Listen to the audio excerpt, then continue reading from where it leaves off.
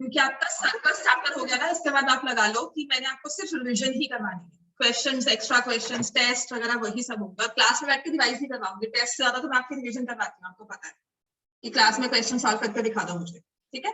तो मैं पॉलिनोमियल्स में मैं formulas revise side by side करवा ही रही हूँ आपको, वही स्टार्ट कर देंगे, 15 मिनट्स लगाएंगे सब। तो सर्कल बनता कैसे है, देखो हमने क्या किया, we stand at one fix point.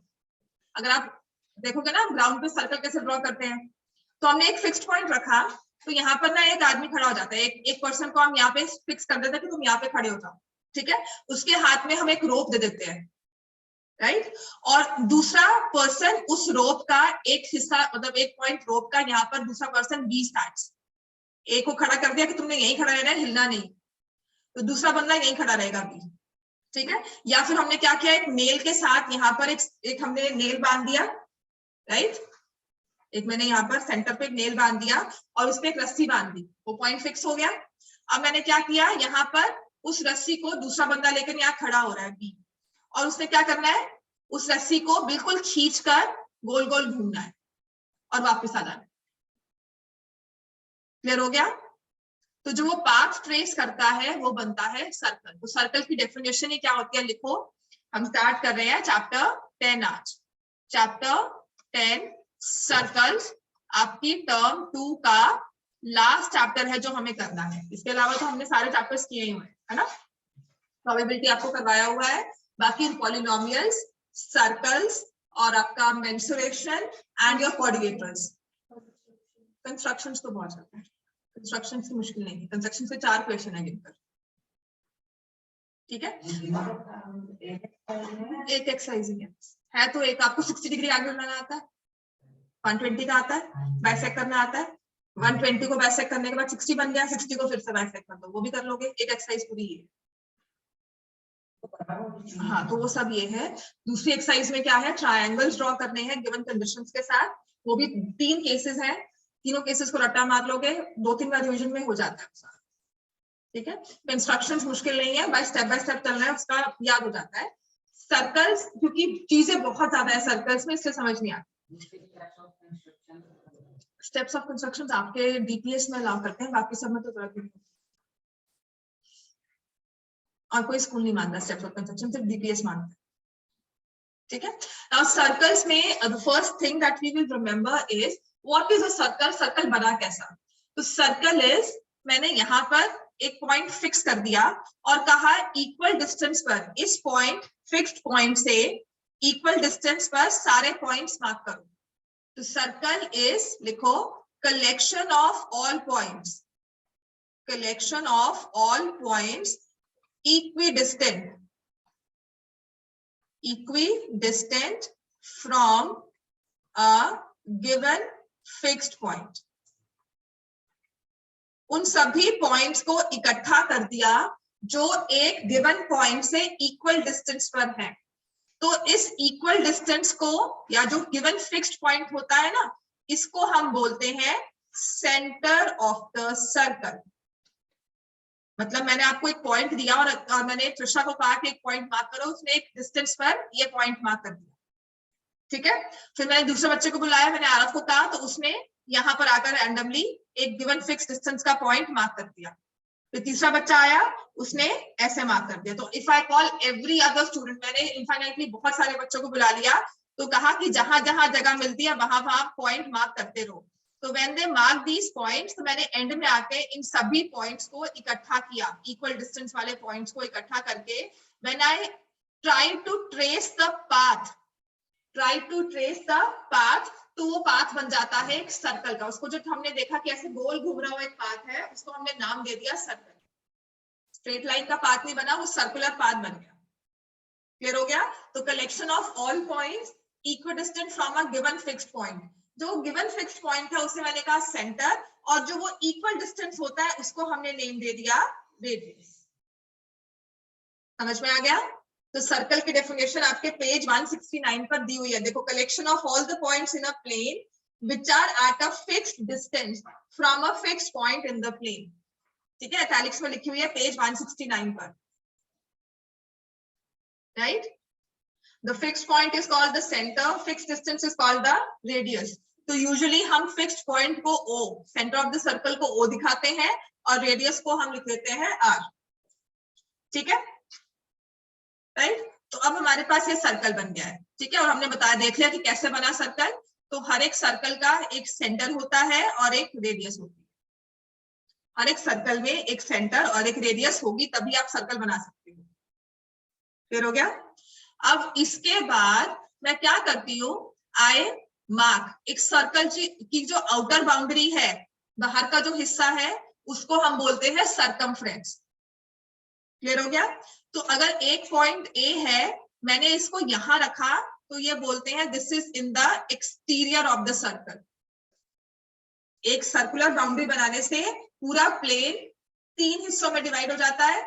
एक है सर्कल के बाहर का हिस्सा, सेफ्टी जोन जैसे कह सकते हो कि this is out of safety zone. एक ये है ऑन द सर्कल, बिल्कुल बॉर्डर पे बैठा हुआ है, this is on the circle. और एक पॉइंट मैंने यहां रखा, तो ये पॉइंट क्या हो जाता है, इंटीरियर ऑफ द सर्कल। फिर हो गया एक सेफ्टी जोन हो गया इंटीरियर, एक हो गया बिल्कुल एज पर बैठा हुआ boundary wall on the circle, और एक होता है एक्सटीरियर। ठीक हो गया? आप कैसे बताओगे कि कौन सा पॉइंट कहां पर है, एक्सटीरियर में है, इंटीरियर में है, या अंदर बैठा है, या सर्कल पे है? तो हमेशा हम क्या करते हैं, सेंटर से डिस्टेंस देखते हैं। तो जैसे मैंने O और A का डिस्टेंस देखा, OA का distance if it is more than radius, तो वो बैठा है बाहर। फिर मैंने, अगर मैंने ये पॉइंट C नेम दिया इसको, फिर मैंने डिस्टेंस देखा O और C का। समझ में आ गया? कल आपको पूछते हैं कि ये पॉइंट बताओ जी कहां पर है, it is equal to radius, तो ये क्या होगा, ऑन द सर्कल, राइट। और फिर मैंने डिस्टेंस देखा O और B का, क्या होगा ये OB distance, less than radius, तो ये हो गया इंटीरियर। तो किसी पॉइंट की लोकेशन बता दिया सर्कल के रिस्पेक्ट में, वो कहाँ है, अंदर है, बाहर है, उसके ऊपर है, तो हम रेडियस के साथ कंपेयर करते हैं। समझ में आ गया? इतना क्लियर है? कभी पूछा जाए आपको कि सर्कल के बाहर बनाना है, तो आपको रेडियस कौन सा डिस्टेंस पे सर्कल पॉइंट जो है सर्कल के बाहर होगा, तो आपको रेडियस दी जाएगी 10, तो आप बोलोगे 10 से बड़ा कुछ भी रख लो, 10.5 रख लो, 10.1 रख लो, वो सर्कल के बाहर ही होगा हमेशा। क्लियर होगा इतना? चलो अब इसके बाद हम क्या करते हैं, this is location of a point with respect to circle. इसके बाद हमने क्या किया, हमने सर्कल ड्रॉ किया। ठीक है, एक सर्कल की बाउंड्री थी, एक सर्कल का सेंटर और एक सर्कल की रेडियस।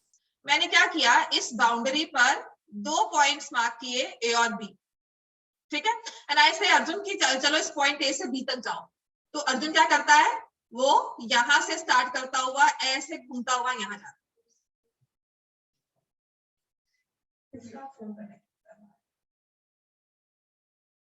शेयर के साथ किसका फोन कनेक्ट हो,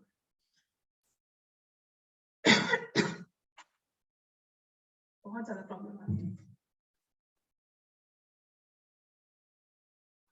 तो मैंने कहा अर्जुन को from point A two point B move करो, तो वो सर्कल के ऊपर ऐसे चलता हुआ जा रहा है। ठीक है, और अगर मैं दूसरे बच्चों को कहा कि वो जाए, तो उसने क्या किया कि वो कहता है डायरेक्टली मैम जरूरी है सर्कल के ऊपर जाना है, कैन आई गो डायरेक्ट, तो डायरेक्ट भी जा सकता है।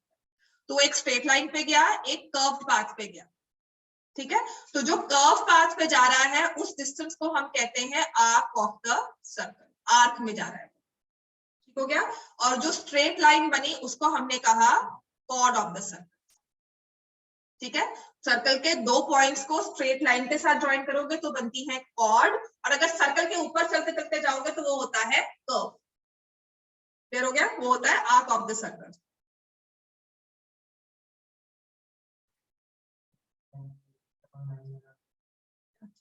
ठीक हो गया इतना? अब अगर हम बात करेंगे कॉर्ड की, तो ये कॉर्ड ना सर्कल के कहीं भी हो सकती है। दिस इज सेंटर, ठीक है, तो this is the chord AB। अब 2 पॉइंट्स तो सर्कल के ये भी हो सकते थे। ठीक है, कॉर्ड तो ये भी बन रही है। क्लियर हो गया?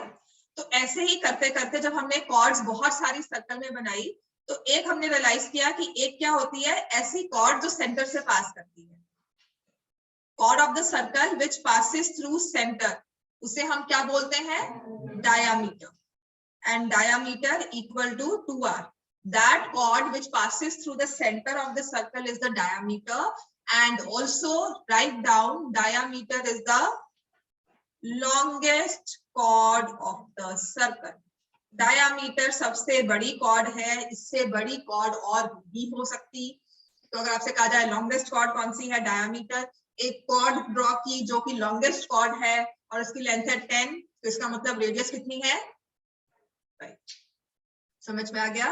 तो मल्टीपल वेज एमसीक्यू जिसमें आपको दे सकते हैं, जहां से आपको बताना होगा कि कैसे निकालना होगा. तो these are all the abstract ways they can give you to give in the question to locate, to let you locate you the radius या center या कुछ भी हमें निकालना है.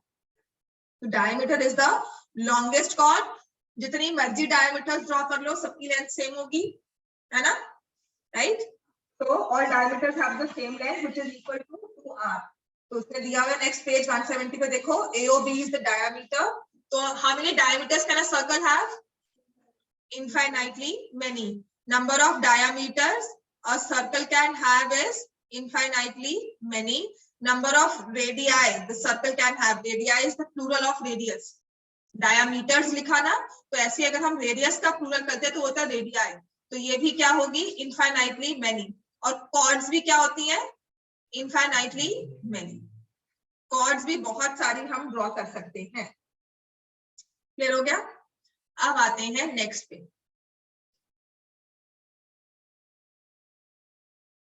ये मैंने सर्कल ड्रॉ किया और देखो ये पॉइंट ए और ये पॉइंट बी. ठीक है. आई आस्क वन स्टूडेंट कि वो ए से बी पर जाए, तो उसको, वो ऐसे खड़ा हुआ था, वो ए से बी पे जा रहा है इस तरह से. और दूसरे बच्चों को कहती हूँ कि तुम भी जाओ ए से बी पर, तो उसने जो डिस्टेंस फॉलो किया वो ये था. जल्दी कौन पहुंचेगा बी तक, स्टूडेंट 1 की स्टूडेंट 2. नंबर 1 पहुंचेगा ना, क्योंकि नंबर 1 ने डिस्टेंस क्या कवर किया है, कम. ठीक है, नंबर 1 का डिस्टेंस कम है. नंबर 2 का डिस्टेंस विजिबली अगर आप देख रहे हो तो वो ज्यादा है. ए से बी तक पहुंचने के लिए उसने ज्यादा डिस्टेंस कवर किया है. तो ए बी छोटा है ना, दूसरा मतलब स्टूडेंट 1 का डिस्टेंस छोटा है, स्टूडेंट 2 का डिस्टेंस बड़ा है. तो जो छोटा है उसको मैंने बोल दिया माइनर, जो बड़ा है उसको बोल दिया मेजर वन. ठीक है. तो क्या होता है कि जब भी मैंने सर्कल पे 2 पॉइंट्स ड्रॉ किए, उन 2 पॉइंट्स ने पूरे सर्कमफ्रेंस को 2 हिस्सों में डिवाइड कर दिया. 2 हिस्से बना दिए सर्कमफ्रेंस के. एक हो गई, क्योंकि हमने कहा था ए बी आर्क है, तो एक हो गई माइनर आर्क और एक हो गई मेजर आर्क. क्लियर हो गया. एक होती है माइनर आर्क, एक होती है मेजर आर्क. क्लियर हो गया. Circle between 2 points is called arc. Book में लिखा हुआ है. There are 2 pieces, one longer, other smaller. The longer one is called the major arc. Page 170 पे देखो. And the smaller one is called the minor arc. Shorter one is called the minor arc. ठीक है. तो minor arc इसमें PQ को ऐसे भी लिखा है. This is PQ, ऐसे जा रहा है. इसमें मैंने लिखा होगा तो मैं लिखूंगी AB. और मेजर आर्क के बीच में ना एक पॉइंट मार्क कर देते, जैसे यहाँ पे C दे दिया, तो ACB. क्लियर हो गया. मेजर में यूजुअली 3 होंगे. ठीक है. Where R is some point on the arc between P and Q. तो यूजुअली आपको इसी फॉर्म में दिया होता है, माइनर आर्क ही दी होती है, मेजर आर्क मेंशन किया होगा. क्लियर हो गया. क्लियर हो गई. इतनी समझ में आ गया ये, राइट. मेजर मतलब बड़ा, माइनर मतलब छोटा. मेजर में आपको यूजुअली 3 पॉइंट्स दिए जाएंगे और मेंशन किया जाता है. माइनर में सिर्फ 2 पॉइंट्स दिए जाते हैं. क्लियर हो गया. इतना डिस्टिंक्शन हमें समझ में आएगा ना. यूजुअली माइनर आर्क ही दी जाती है. अब नेक्स्ट इसने कहा है कि मान लो मैंने सर्कल ड्रॉ किया, ठीक है, and this is the centre O. एक पॉइंट यहाँ है A और एक पॉइंट है B. तो जब बच्चा A से B पर जा रहा है इस तरह से और एक जा रहा है इस तरह से, दोनों का डिस्टेंस सेम है. तो दैट मीन्स जो आपकी आर्क है वो क्या है, सेमी सर्कल. ठीक है. Arc is semi circle. देखो, when P and Q are, when A and B are end points of diameter. ये सारे आपके ना 1 मार्क के क्वेश्चन बनते हैं सारे इसमें, तभी करवा रही हूँ ना। एक्सरसाइज 10.1 आपकी यही है। When the end points of the arc are end points of the diameter, मतलब मैंने ए और बी को ज्वाइन किया तो मेरे पास डायमीटर बन रही है और वो आर्क के एंड पॉइंट्स हैं, तो इसका मतलब जो हमारे दोनों आर्क्स हैं वो सेमी सर्कल में, दोनों इक्वल हैं, दे आर सेमी सर्कल। जब मेजर और माइनर आर्क दोनों सेम हो, इसका मतलब सेमी सर्कल बन रहा है। ठीक हो गया? मेजर और माइनर आर्क सेम हो तो सेमी सर्कल बन रहा है। क्लियर हो गया? ये तो हमने आर्क की बात की, मेजर आर्क माइनर आर्क बना दिया, राइट। अब फिर हम क्या करते हैं, सिर्फ हम समझ रहे हैं सर्कल के हिस्से क्या क्या बने। मैंने कॉर्ड के थ्रू भी तो डिस्टेंस कवर किया था स्ट्रेट, तो जब मैंने कॉर्ड से ज्वाइन किया ना ए और बी को, कॉर्ड के थ्रू ज्वाइन किया, लाइन सेगमेंट के थ्रू ज्वाइन किया, तो इसने भी सर्कल को 2 हिस्से बना दिए, है ना, ये छोटा और ये बड़ा। तो जो एक हिस्सा होता है ना जब हम कॉर्ड के थ्रू कट करते हैं, उसको हम बोलते हैं सेगमेंट। आर्क होता है when we move on the circle, लेकिन जो हमने सर्कल ड्रॉ किया उसको कटिंग कर दी एक तरफ से, तो 2 टुकड़े बन गए सर्कल के। तो दोनों सर्कल्स को जो टुकड़े बन गए ना, हमारे पास जो हिस्से हो गए, 2 पीसेस हो गए सर्कल के, उनको हमने बोला सेगमेंट्स। तो जो बड़ी वाली होती है वो होगी, जो छोटी वाली होगी जैसे यहाँ पर it will be minor segment, और जो बड़ी हो जाती है वो होती है मेजर सेगमेंट। और इस सेगमेंट वर्ड को ना बहुत बार यूज करोगे। ठीक हो गया? एक होती है माइनर सेगमेंट, एक होती है मेजर। एज द नेम से, माइनर मीन्स छोटी, मेजर मीन्स बड़ी। ठीक हो गया?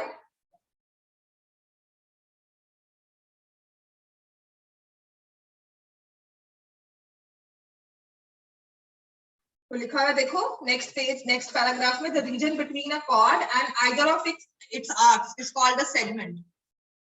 पेज 170, थर्ड पैराग्राफ में देखो, the region between a cord and either of its arcs is called a segment or simply a segment. Segment of a circular region or simply a segment.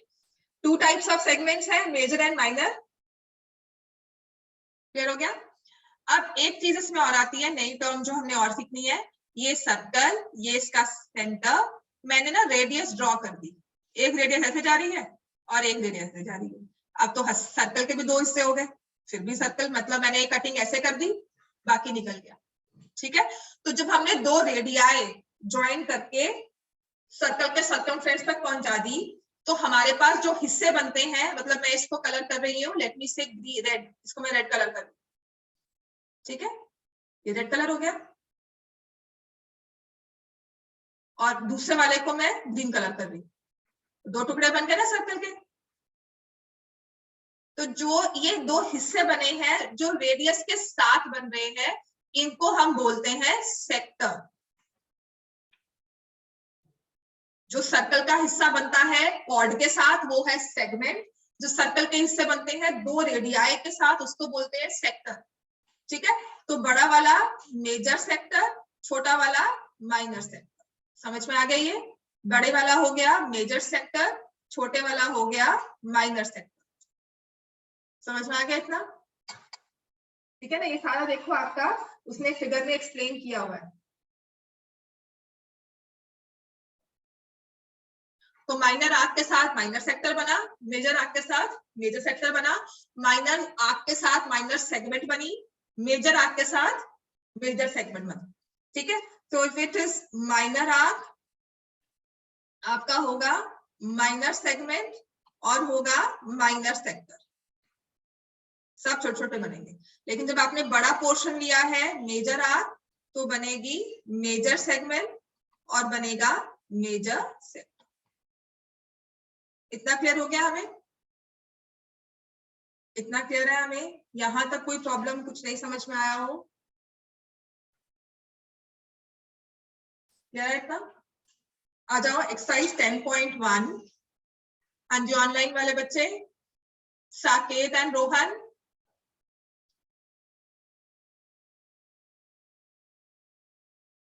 Saket Rohan समझ में आ गया है? पढ़ रहे हैं कि सिर्फ ऑनलाइन बैठे हैं? मैं पढ़ रहा हूँ। अच्छा चलो ठीक है। उसके बाद है, हाँ मैम बटन नहीं प्रेस हो रहा था। अच्छा ठीक है। Exercise 10.1 fill in the blanks.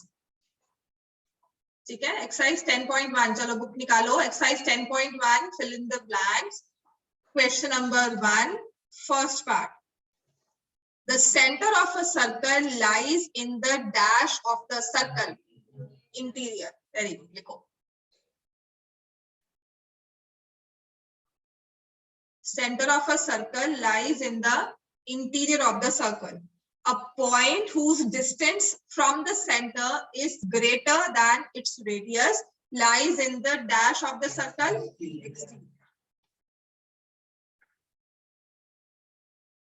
Third point. The longest chord of the circle is a diameter. Then fourth part. An arc is a dash when its ends are the ends of a diameter.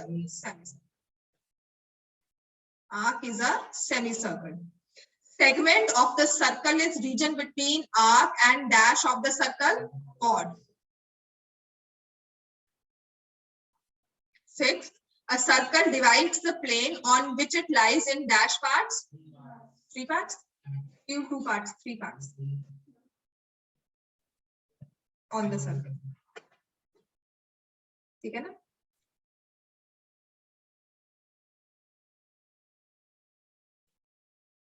और 3 parts कौन से हैं? Interior, circle and on the circle, और interior of the circle and exterior and on the circle. अब है true false. Question number 2। तो आपकी first exercise देखो बड़े आराम से कंप्लीट हो गई। तो क्या आपकी पहली 5 एक्सरसाइजेस तो सारे कॉन्सेप्ट ही हैं, सब चीजें सिखा रही है, कुछ नहीं कर रही, ठीक है ना? नहीं, पहली 3 एक्सरसाइजेस। 4th 5th से हमारे क्वेश्चंस रियल जो है वो शुरू होते हैं। 4th और 5th से क्वेश्चन शुरू होते हैं, और 6th जो है मतलब मेजर करने वाली आपकी 4th और 5th एक्सरसाइज है जिसमें क्वेश्चंस आएंगे। 6th हमारी ऑप्शनल है, इसमें से कुछ क्वेश्चंस करवाऊंगी। आपके सिर्फ 2 एक्सरसाइजेस अगर गिनती लगा दो, बाकी 3 तो आपके प्रूफ्स ही हैं और थ्योरम्स है, उनका प्रूफ है, और वही आपको क्वेश्चन में दे दिया एक्सरसाइज बनाकर। ठीक है, question number 2, right true false. Line segment joining the center to any point of the circle is radius of the circle. True. A circle has only finite number of equal chords.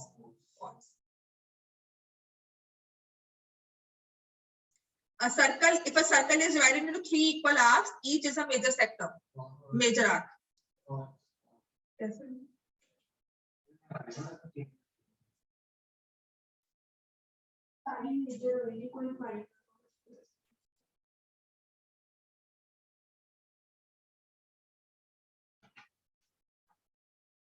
If a circle is divided into 3 equal arcs, each is a major arc.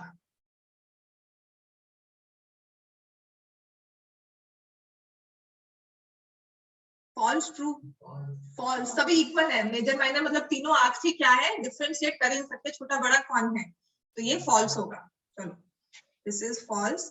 Third is also false. Major arc और minor arc तो तब आता है ना जब हमारे पास unequal हो, जब अनइक्वल ही नहीं है तो क्या हो। A chord of a circle which is twice as long as its radius is the diameter of the circle. True. Sector is the region between chord and its corresponding arc. False. It is the region between radius and the corresponding arc. ठीक है। A circle is a plane figure. True. 3D figure नहीं है, बिल्कुल plane figure है circle.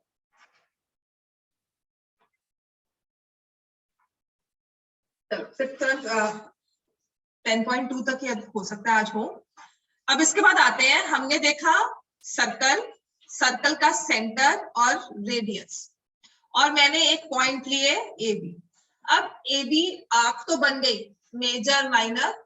अब एक चीज हम और करते हैं कि जब मैंने इस आर्क के एंड पॉइंट्स को, आर्क क्या थी, इसका एंड पॉइंट एक ए है और दूसरा एंड पॉइंट बी है, तो मैंने ना इस आर्क के एंड पॉइंट्स को सेंटर से ज्वाइन कर दिया। ठीक है, तो जो ये वाला पोर्शन है इसको आपने क्या कहा, माइनर सेक्टर, दूसरे वाले को कहा मेजर सेक्टर। अब हम क्या करते हैं, वी से what is major of an arc.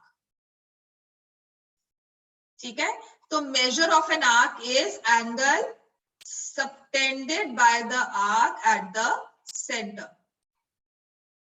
उस आर्क ने, इस देखो ना, इस आर्क AB ने सेंटर पे एंगल क्या बनाया है। क्लियर हो गया? क्या करना है, हमने आर्क के एंड पॉइंट्स को ना रेडियस लेकर सेंटर से ज्वाइन कर दिया। तो जो उनके, अब हम कंपास अपने डी लेकर यहाँ पे प्लेस करेंगे ऊपर, तो आप उस एंगल को मेजर कर सकते हो, क्योंकि दो इसकी आर्म्स हैं हमारे पास, स्ट्रेट बिल्कुल लाइन वाली दो आर्म्स हैं। तो इन दो आर्म्स के साथ मैंने एंगल का मेजर लिया। This is called measure of an arc. तो angle subtended by arc at the centre, at the circle नहीं, एट द सेंटर। आर्क का मेजर है angle subtended by the arc at the centre.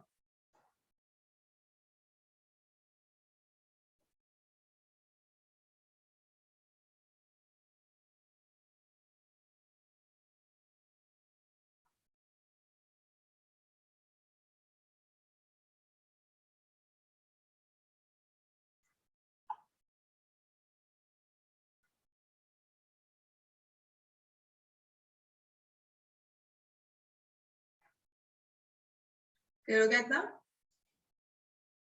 Angle subtended by the arc at the centre, ठीक है ना। अब ये arc के को देख रहे हैं, तो हमने कहा जी एंगल आर्क ने बनाया है ना। और इस आर्क को ज्वाइन करके अगर मैं बना दूं AB को स्ट्रेट लाइन से, तो क्या बन जाएगी ये, AB इज द कॉर्ड। तो मैं ये भी कह सकती हूँ angle subtended by the chord. समझ में आ गया? बात यही है, उस आर्क से कॉर्ड भी बन जाती है, तो हम उसको angle subtended by chord at the centre भी कहते हैं। अगर आर्क के थ्रू देखेंगे, हमने कॉर्ड नहीं ड्रॉ की, तो वो आर्क ने एंगल बनाया है, और वही एंगल जब मैंने कॉर्ड ड्रॉ कर दी, तो वही एंगल कॉर्ड ने भी बनाया है। समझ में आ गया? तो बात एक ही है ना, angle subtended by arc, angle subtended by chord, बात यही है, जब तक कॉर्ड और आर्क के एंड पॉइंट सेम है। ये नहीं कि मैं कह रही हूँ जी यहाँ पर PQ है और ये आर्क ने बनाया है और कॉर्ड AB का एंगल सेम है, मैं वो नहीं कह रही। आर्क और कॉर्ड के एंड पॉइंट सेम है, तो दोनों का एंगल भी सेम होगा। समझ में आ गया? ये क्लियर हो गया इतना में? ठीक है ना, कि अगर मैं आर्क की बात करूंगी तो मैं कहूंगी ये वाली चीज देख रही हूँ मैं, इसका एंगल ये बन रहा है। अगर मैं कॉर्ड कह रही हूँ, तो मतलब मैं ये देखकर ये वाला एंगल देखूँ। क्लियर हो गया इतना में? तो आपका ना नेक्स्ट टॉपिक यही है, angle subtended by chord at a point, right.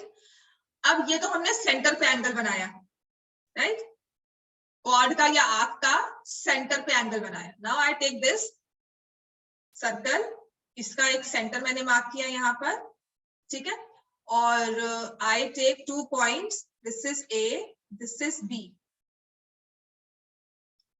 अब मैंने A और B को O से ज्वाइन कर दिया, तो एंगल AOB को हम कहेंगे this is angle subtended by arc AB eight the centre, ठीक है। अब मैं क्या करती हूँ, A से एक पॉइंट ले जाकर सर्कल पे जाके छोड़ देती हूँ, ठीक है। या फिर इस तरह से लो कि I took some point C on the circle, some point C on the circle, और मैंने A और C को ज्वाइन कर दिया और B और C को भी ज्वाइन कर दिया। तो जो अब आर्क ने एंगल बनाया, वो कहाँ बनाया, ऑन द सर्कल, ठीक है। तो इसको हम बोल देंगे angle made by arc on the circle. बस, एक सेंटर पे बनाया, एक सर्कल पे बनाया। समझ में आ गया? सेंटर मतलब सेंटर से ज्वाइन करके एंगल बनाया, सर्कल मतलब सर्कल के बाउंड्री पे, सर्कमफ्रेंस पे एक पॉइंट रखकर हमने बना दिया। तो वो पॉइंट कहीं भी हो सकता है, यहाँ भी, यहाँ भी, यहाँ भी, कहीं भी। मैं यहाँ से भी ले सकती हूँ पॉइंट। आई टू का पॉइंट है, तो मैं यहाँ से इसको ऐसे ज्वाइन कर दूंगी, ठीक है ना। आपको सिर्फ ज्वाइन करके एंगल बनाना है। This is also the angle made by arc at the on the centre, on the circle, sorry, angle made by the arc on the circle. समझ में आ गया? At a point on the circle, और ले लो, by arc at a point on the circle, circle के ऊपर है। तो एक एंगल होता है सेंटर पे, एक एंगल होता है सर्कल के ऊपर। क्लियर हो गया? अब मैंने ये आर्क कहा था, मैं इसे कॉर्ड भी कह सकती थी. This is also angle made by the same chord at a point on the circle.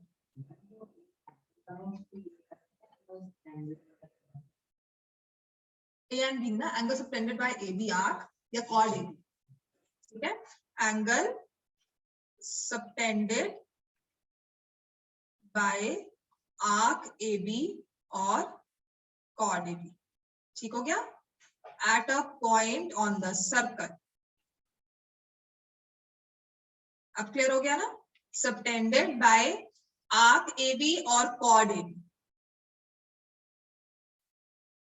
मतलब मैं सिर्फ आर्क को देख के बोल रही हूँ तो मैं आर्क कैसे कहूंगी कि आर्क ने एंगल बनाया है. अगर मैं कॉर्ड को देखती हूँ तो मैं कहूंगी कॉर्ड ने एंगल बनाया है. पर एंगल वही बनेगा, मतलब बात उसी एंगल की हो रही है.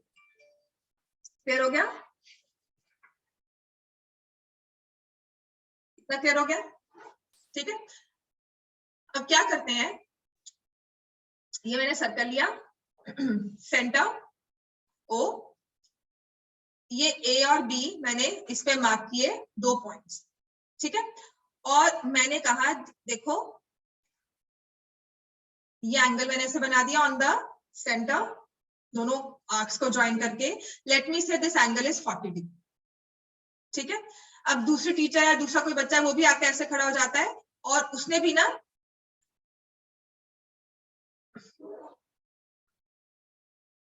कहा कि अब मैं आपने एंगल 40 डिग्री लिया है ना, तो मैं भी एंगल 40 डिग्री वाले पे ही 2 पॉइंट्स मार्क करूंगा.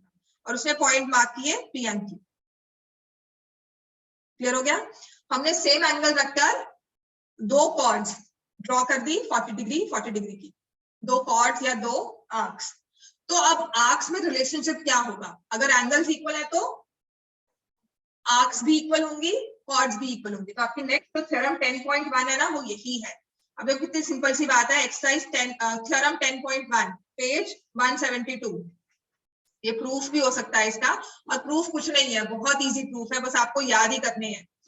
पेज बस 172 थ्योरम 10.1. ठीक है, equal chords subtend equal angles at the centre. इसी को आप हर बार यूज करते हो, इक्वल कॉर्ड्स सबटेंड. लिख लो इस चीज को, because this is one rule you will use through out. कभी भी सर्कल्स में ना ये सब चीजें छूट ही नहीं सकती. जहां सर्कल्स का कॉन्सेप्ट आएगा ना, टॉपिक आएगा, मतलब ये चीजें तो आपको याद होनी ही चाहिए. इक्वल कॉर्ड्स, और मैं यहाँ पर ना आपको आर्क्स भी लिखवा देती हूँ. इक्वल कॉर्ड्स या equal arcs subtend equal angles at the centre. Equal chords and और arcs subtend equal angles at the centre. ये तो आपने कहा, मैंने आपको एंगल सेम करके कहा था, तब आपने कहा आर्क सेम होंगी.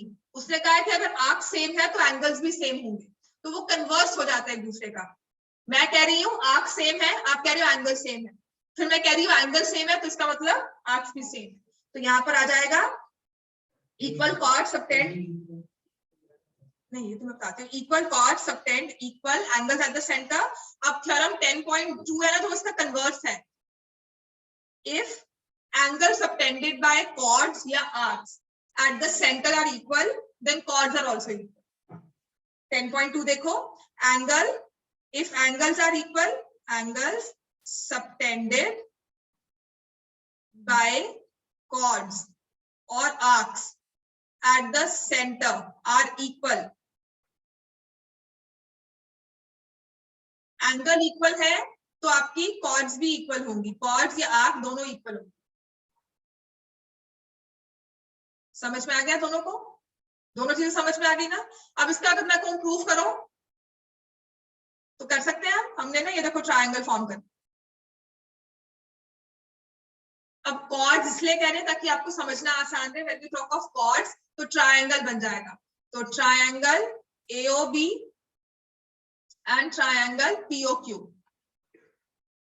triangle POQ. AO equal to PO, OB equal to OQ and AB equal to PQ. ये क्यों इक्वल है? Radius of the radii of the same circle. एक ही सर्कल में 4 रेडियाई ड्रॉ कर दो, चारों की चारों सेम होंगी, और ए बी पी क्यू क्यों इक्वल है, क्योंकि हमें गिवन था कि इक्वल कॉर्ड्स बनानी है। तो by SSS triangles are congruent, ये इसका प्रूफ है। अब बताओ ये कितना मुश्किल है। अगर मुझे करना हो, आपको कल कहना हो कि इक्वल कॉर्ड्स इक्वल एंगल बनाते हैं, प्रूफ करके बताओ, तो आपको ट्रायंगल्स ही ड्रॉ करने हैं। चैप्टर 7 हमारा पीछा नहीं छोड़ता, टर्म 2 में भी उसने कॉन्ग्रुएंसी हमारे पीछे चलती रहेगी, ठीक है। तो बाय एसएसएस कॉन्ग्रुएंसी रूल, तो फिर हम लेंगे angle AOB is equal to angle POQ, ये क्यू सेम है, बाय CPCT हेंस प्रूव्ड। समझ में आ गया।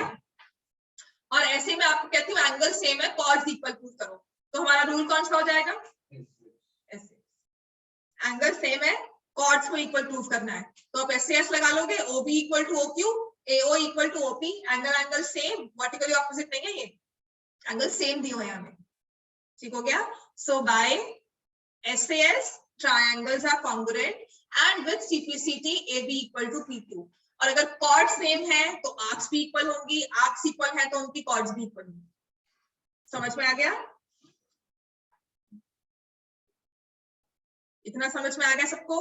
अब एक्सरसाइज 10.2 निकालो।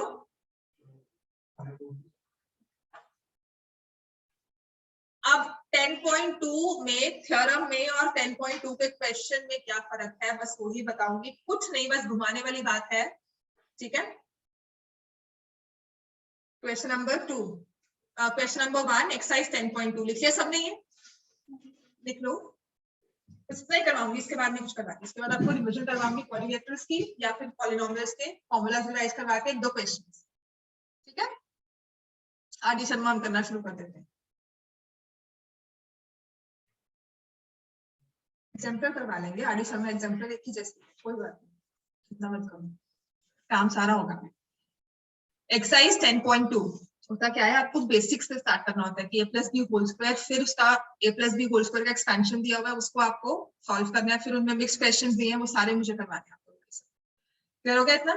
चलो exercise 10.2 question number 1, exercise 10.2 question 1, recall that two circles are congruent if they have the same radii। ठीक है, मैंने क्या कहा, मैंने एक बच्चे को कहा कि 4 सेंटीमीटर का एक सर्कल ड्रॉ कर दो, दूसरे को भी कहा 4 सेंटीमीटर का एक सर्कल ड्रॉ कर दो, दोनों ने अपनी अपनी नोटबुक में ड्रॉ कर दिया। एक ने ब्लू पेपर लेके ड्रॉ किया, मतलब ब्लू पेपर पे ड्रॉ किया, एक ने रेड पेपर पे ड्रॉ किया। फिर मैंने कहा दोनों को कट कर दो, उन्होंने दोनों की कटिंग कर दी, है ना। एंड अब मैं क्या करती हूँ, मैंने बहुत सारे सर्कल जैसे कटवा लिया और मैं कह रही हूँ स्टैक करके रख दो। तो जब मैं स्टैक करूंगी तो एक के ऊपर एक प्रॉपर आएगा, समझ में आ गया। सो इक्वल रेडियाई वाले सर्कल्स कॉन्ग्रुएंट होते हैं, circles with equal radii are congruent, this is true, ठीक है। तो two circles are congruent if they have the same radii, prove that equal chords of congruent circles. मतलब जो theorem थी उसने आपने उसको एक पे लगाया था, एक सर्कल में ही 4 रेडियाई ड्रॉ कर दी थी और कहा था कि इनके एंगल्स भी सेम है। अब वो कहते हैं कि 2 सर्कल्स हैं, एक सर्कल 1 है, एक सर्कल 2, लेकिन दोनों की रेडियस सेम है। मतलब जो सर्कल मैंने बनाया वही सर्कल आपने बनाया है, ठीक है, मैंने भी सर्कल बनाया, आपने भी सर्कल बनाया है। तो अगर वो मेरे लिए ट्रू है, अगर मेरा वाला एंगल 40 डिग्री वाला है तो आपका भी एंगल 40 डिग्री ही होगा, ठीक है। मैंने इस सर्कल में मार्क किए पॉइंट्स ए बी और इनसे कॉर्ड बनाई ए बी, और दूसरे सर्कल पे यहाँ पर सेंटर था O, यहाँ पर ले लो R, तो मैंने अब क्या किया, कॉर्ड बनाई PQ। और मैं कह रही हूँ एक सर्कल विद सेंटर O है, एक सर्कल विद सेंटर R, इसकी भी रेडियस R है, इसकी भी रेडियस R है, ठीक है। Chord AB is equal to PQ। congruent circles with equal arcs, congruent circles with equal arcs with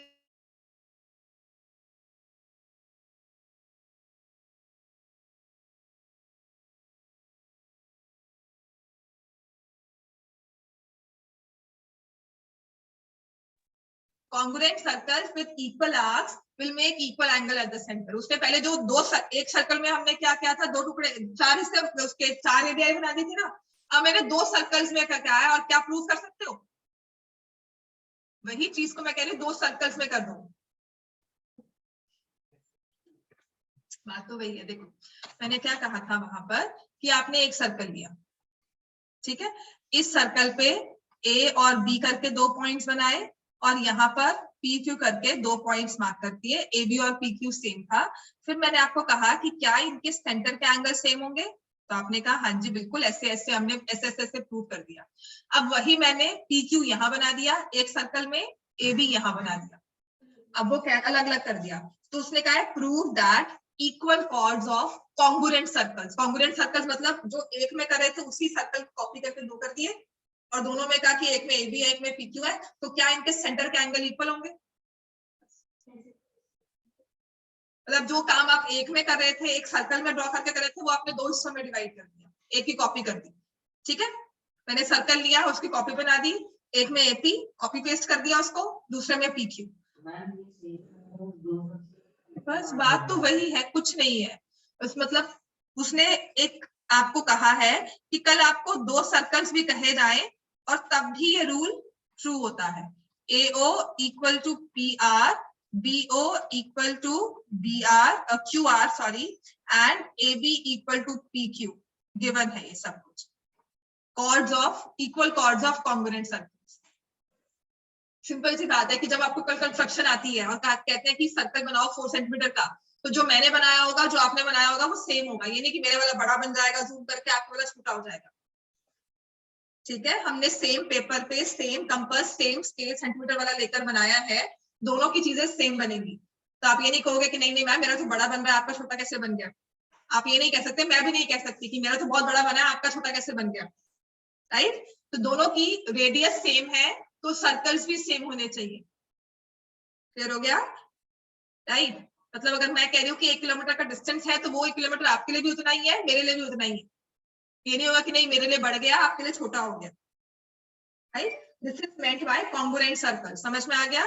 तो ये हमने प्रूव कर दिया। क्वेश्चन 1 कर सकते हो, वही है, सेम ही है।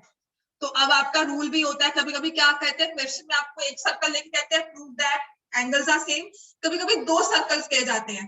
तो 2 सर्कल्स में अगर इक्वल कॉर्ड्स हैं तो उनके एंगल्स एट द सेंटर भी इक्वल होंगे। समझ में आ गया। क्वेश्चन नंबर 2 स्टार्ट कर दो। हाँ वो एस होगा, जब एंगल दे दिया इक्वल तो एस, जब कॉर्ड्स दे दी तो एस। तो write down question number 2 also. Question number 2 लिखो क्वेश्चन 1 और उसके बाद फॉर्मूला लिखना शुरू करो।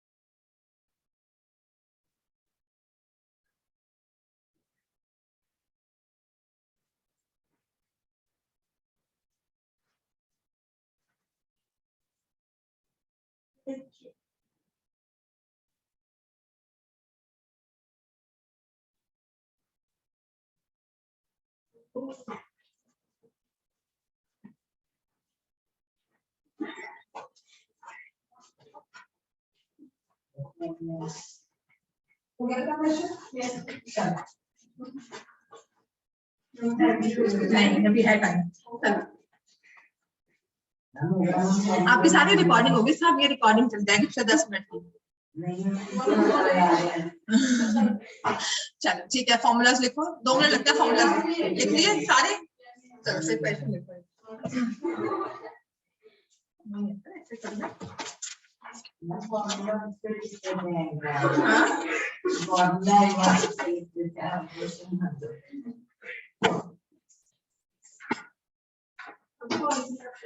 फैक्टराइजेशन है, वो एक्सपेंशन ऑफ एरिया।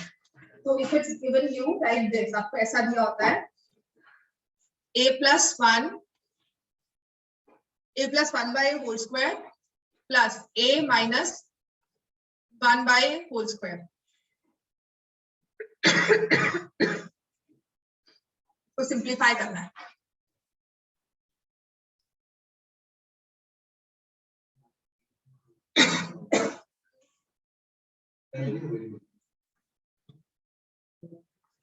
क्या करोगे इसमें अब आप? समझ में आ गया? एक में लगाएंगे a plus b whole square, दूसरे में लगाएंगे a minus B whole square. तो ये बन जाएगा a square plus 1 by a square plus 2a into 1 by a। समझ में आ गया? ऐसे ही प्लस बीच में है a square plus 1 by a square minus 2 into a into 1 by a। This is using a plus b whole square and a minus b whole square। Clear हो गया ना? a plus b whole square, a minus b whole square हमने use किया, ये a और a हो गया cancel. a square plus 1 by a square, a square plus 1 by a square, एक है प्लस 2, एक है माइनस 2, दोनों हो गए कैंसल। तो आपका आंसर आता है 2a square plus 1 by a square, 2 into a square plus 1 by a square. Clear हो गया? ऐसा ही नेक्स्ट क्वेश्चन लिखो। ये 2-3 क्वेश्चन रोज कर लेंगे ना, आपका जो डर है ना फैक्टराइजेशन में सब में निकल जाएगा। नेक्स्ट लिखो, you have 4x plus 3y whole square, simplify करना है, minus 4x minus 3y whole square minus 48xy। करो, वैसे ही करोगे ना बेटा, करो कर। आंसर आपको बताना है, करेंगे वैसे ही। बिल्कुल हमें पता है कि स्टार्टिंग पॉइंट हमारा a plus b whole square का फॉर्मूला ही है और a minus B whole square का फॉर्मूला। हाँ जी, ऑनलाइन वाले बच्चे कर रहे हैं ना, Rohan and Saket?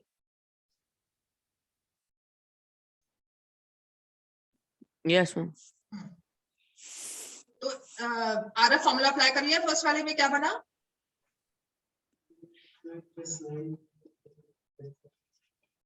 Plus 24xy। हाँ जी, प्रांजल आप बताओ next formula.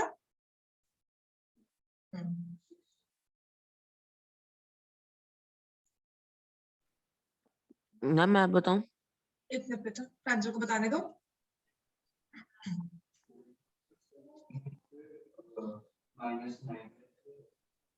Ma'am plus 9y square plus 9y square minus 24xy। A minus B whole square क्या होता है प्रांजल? देखो, A square plus B square minus 2ab।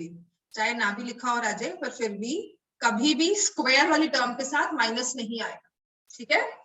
समझ में आ गया? प्रैक्टिस से तो देखते हैं। 16x square plus 9y square plus 24xy। अब क्या करेंगे? जब हम माइनस से ब्रैकेट्स ओपन करेंगे तो क्या होते हैं? Sign change. तो माइनस जाता है, सबके साइंस चेंज कर देती है। Minus 9y square plus 24xy minus 48xy। तो 16 कैंसल, 9 कैंसल हो गया, देन 24 48, तो ये सारे कैंसल होकर बन गया 0। समझ में आ गया हमें? राइट, नेक्स्ट लिखो एक क्वेश्चन और, बस लास्ट एक और, एक कोई बात नहीं होते, एक बस नहीं होते। नेक्स्ट लिखो। नेक्स्ट आपको दिया हुआ है 2x minus y plus 3, 2x minus y minus 3, 2x minus y plus 3, 2x minus y minus 3। अब ऐसे वाले क्वेश्चंस में क्या करते हैं, आप देखोगे आपकी दो टर्म्स बिल्कुल सेम है, दो टर्म्स बिल्कुल सेम है, और एक 3 भी सेम है, बस उनका साइन डिफरेंट है। तो ये a प्लस बी हो गया, a माइनस बी। a किसके इक्वल है? 2x माइनस वाई, b किसके इक्वल है? 3। तो ये हमारे पास बन जाता है 2x माइनस वाई इकट्ठा प्लस 3 और 2x माइनस वाई इकट्ठा माइनस 3। तो अब मैं यूज करूंगी a plus b, a minus b, which is a square minus b square के फॉर्म में। तो 2x माइनस वाई का होल स्क्वायर माइनस 3 का होल स्क्वायर। समझ में आ गया? Now you can